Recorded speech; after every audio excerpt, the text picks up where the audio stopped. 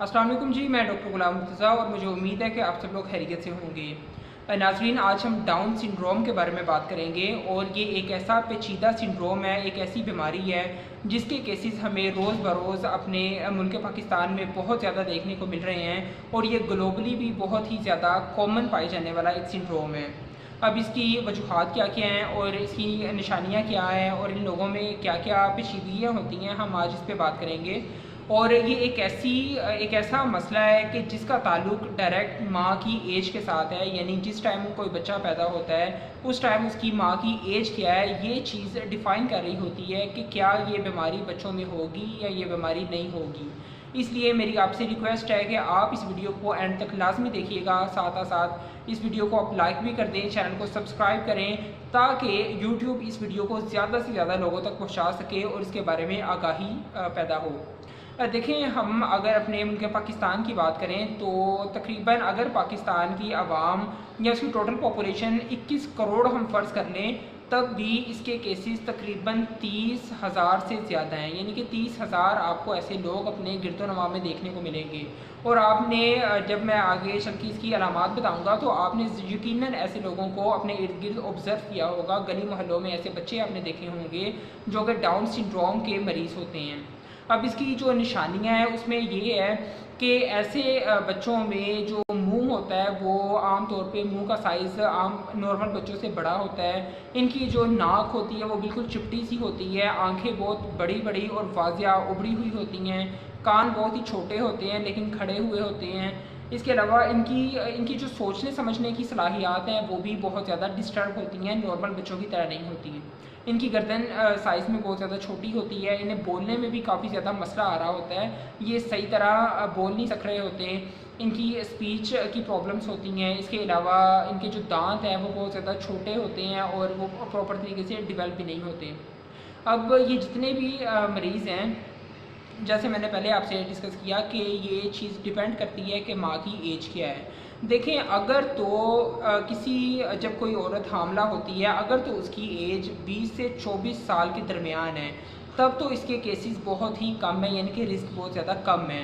यानी तकरीबन हर 5,000 ऐसी माओं में एक बच्चा ऐसा पैदा हो सकता है। लेकिन अगर उसी लड़की की एज तकरीबन 26 से 30 साल के दरमियान में हो जाए तो इसके जो चांसेस हैं वो हर 1000 माह में से एक बच्चा पैदा होने के होते हैं। अगर माँ की एज 32 से 34 साल के दरमियान में हो तो इसके चांसेस हर 350 माह में से एक माह के अंदर हैं, और अगर 40 साल से ऊपर की एज हो तो हर 10 माहों में से एक ऐसा बच्चा पैदा हो सकता है। अब आप ये देखें कि ये किस कदर पेचीदा एक प्रॉब्लम है जो कि हमें अपने इर्द गिर्द देखने को मिल रही है। इसलिए बेहतरीन जो हामला होने की जो बेहतरीन एज है, या आप कह लें कि शादी के लिए बेहतरीन एज है, वो 20 से 24 साल के दरमियान है। और ये इसलिए ये चीज़ को डिफ़ाइन किया गया है कि माँ की एज के साथ इसका लिंक है, क्योंकि पूरी दुनिया में जब सर्वे किया गया तो तकरीबन इसके जो 90% केसेस थे उनमें ये स्टडी किया गया कि वो 40 साल से ऊपर एज की माँओं के अंदर ऐसे बच्चे पैदा हुए। अब इन बच्चों के अंदर, जैसे मैंने आपसे पहले डिस्कस किया, कि सोचने समझने की, पढ़ने लिखने की सलाहियत आम बच्चों से कम होती हैं, सुनने के अंदर भी इन्हें मसला होता है, बोलने के अंदर मसला होता है। देखें, अब इसकी वजूहात क्या हैं। जब भी कोई भी माँ हामला होती है तो उस हमारे तो जिस्म के अंदर एक ज़ायगोट बनता है। अब ये ज़ायगोट जब आगे फीटस के अंदर, यानी कि बिल्कुल छोटा सा, जब एक कह लें कि बच्चा एक रहम के अंदर बनता है, उसके अंदर मुख्तलिफ़ किस्म के सेल्स डिवेल्प हो रहे होते हैं।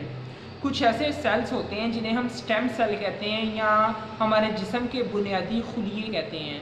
अब एक नॉर्मल इंसान के जो जिस्म के बुनियादी खुलिये हैं उनके अंदर 46 क्रोमोसोम्स होते हैं, और ये क्रोमोसोम्स डिफ़ाइन कर रहे होते हैं कि हमारी पूरी की पूरी लाइफ कैसी होगी, हमारे जीनियाती मादा उसमें डीएनए कैसा होगा, हमारी क्या क्या जो है हमारी डिसेबिलिटीज़ होंगी या हमारी एबिलिटीज़ क्या होंगी।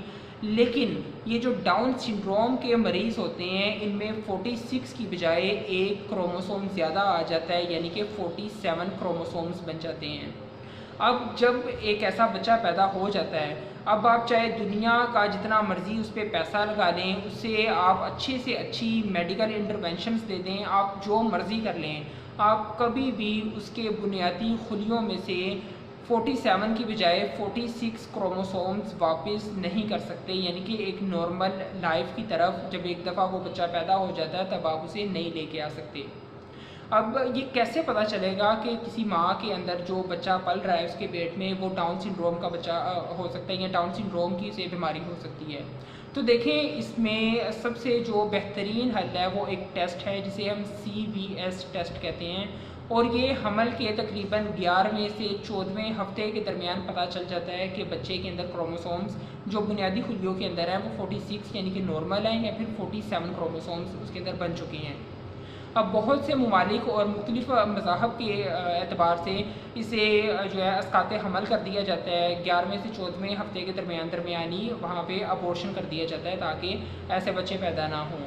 लेकिन अगर ऐसे बच्चे पैदा हो जाएं और आप अपनी खुशी से इन्हें पैदा करना चाहें तो फिर आप इसे तस्लीम भी कर लें कि आपने अब ऐसे बच्चों के साथ ही अपनी ज़िंदगी गुजारनी है, और आपने उनकी डिसेबिलिटीज़ को एक साइड पे रखते हुए उनके अंदर पॉजिटिव थिंकिंग को पैदा करना है, आपने उनकी एबिलिटीज़ को आपने निखारना है।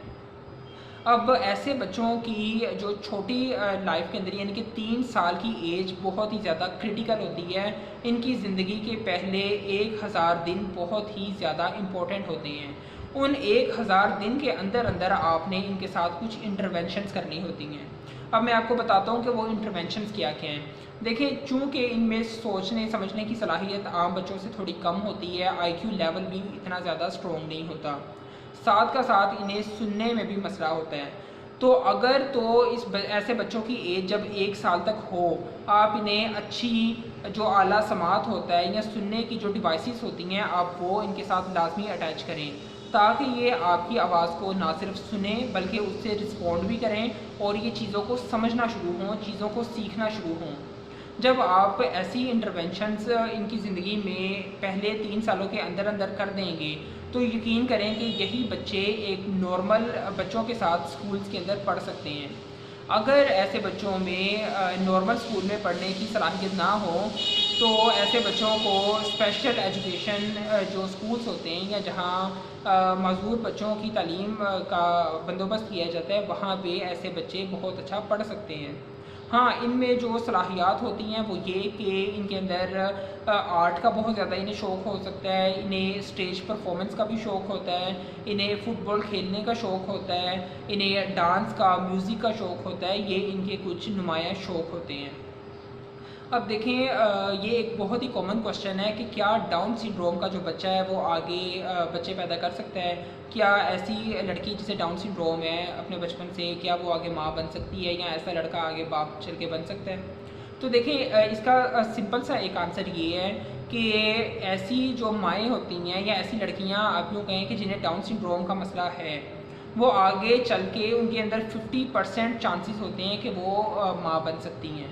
लेकिन साथ ही साथ जो रिस्क है कि उनके बच्चों में भी आगे डाउन सिंड्रोम आएगा वो बहुत ज़्यादा है।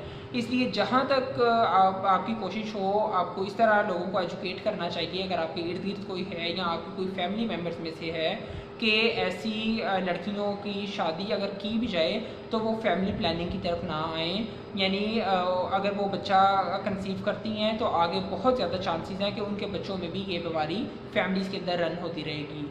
जबकि ऐसे जो मेल्स होते हैं उनमें आगे चल के बच्चा पैदा करने की सलाहियत तकरीबन ये कह लें कि बिल्कुल सिफ़र होती है, वो आगे चल के बाप नहीं बन सकते। अब इनकी जो एज है, इनकी एज बहुत ज़्यादा क्रिटिकल तकरीबन 40 से 50 साल के अंदर अंदर इनकी एज होती है, और इनमें जो मुख्तलिफ़ किस्म की कह लें कि डिसीज़ हैं वो भी बहुत ज़्यादा कॉमन है।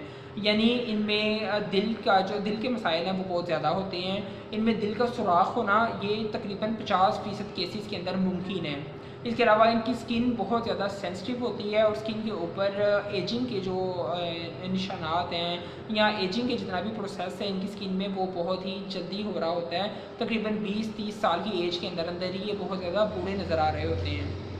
अब देखें, हमें इनके बारे में आगाही पैदा करना ये बहुत ज़्यादा ज़रूरी है। अपने इर्द गिर्द आप इसकी अवेयरनेस पैदा करें ताकि लोग शादी से बाद या शादी से पहले जब भी वो आगे फैमिली प्लानिंग की तरफ यानी कि चल रहे हों अपनी शादी के फ़ौरन बाद, तो वो एक टेस्ट करवा लें।